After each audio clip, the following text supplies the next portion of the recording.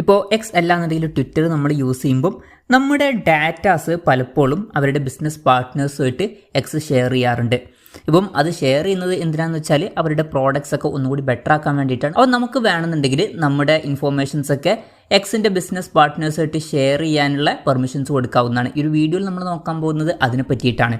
അതിന് വേണ്ടിയിട്ട് X application open ചെയ്യുക. ഓപ്പൺ ചെയ്ത് കഴിഞ്ഞാൽ മുകളിൽ പ്രൊഫൈൽ ഫോട്ടോ കാണാൻ പറ്റും, അതിൽ ക്ലിക്ക് ചെയ്യുക. അതിൽ ക്ലിക്ക് ചെയ്താൽ സെറ്റിംഗ്സ് ആൻഡ് സപ്പോർട്ട് എന്നുള്ള ഓപ്ഷൻ കാണാൻ പറ്റും, അതിൽ ക്ലിക്ക് ചെയ്യുക.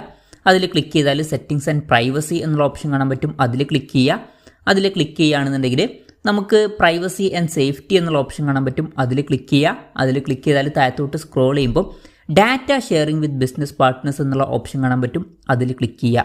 അതിൽ ക്ലിക്ക് ചെയ്താൽ ഇവിടെ നമുക്ക് allow additional information sharing with business partners എന്നുള്ള ഒരു ഓപ്ഷൻ കാണാൻ പറ്റും.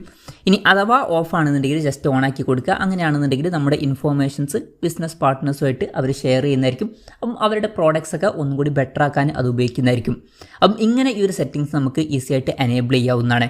ഈ ഒരു വീഡിയോ നിങ്ങൾക്ക് യൂസ്ഫുൾ ആയി എന്ന് വിചാരിക്കുന്നു. എന്തായാലും ഈ ഒരു വീഡിയോ പറ്റിയിട്ടുള്ള നിങ്ങളുടെ ജെന്യൂൻ ആയിട്ടുള്ള അഭിപ്രായം ജസ്റ്റ് ഒന്ന് കമൻറ്റ് ചെയ്യുക. അതുപോലെ തന്നെ ഇതുപോലുള്ള വീഡിയോസ് ഇനിയും കാണാൻ താല്പര്യമുണ്ടെന്നുണ്ടെങ്കിൽ ഈ ചാനൽ സബ്സ്ക്രൈബ് ചെയ്യാവുന്നതാണ്.